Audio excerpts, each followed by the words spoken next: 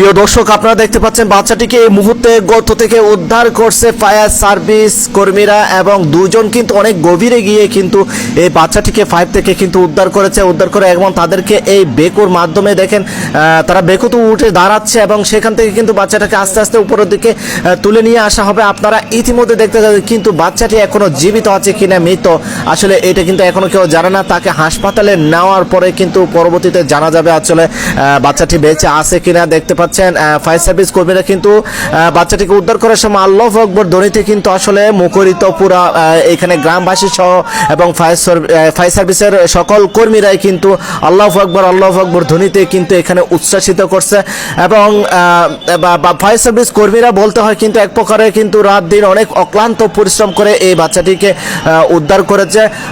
Fire service কর্মীদের দক্ষতা এবং তাদের যে কার্যক্রম সেটা কিন্তু আসলে ধন্যবাদ এবং জানাতে হয়।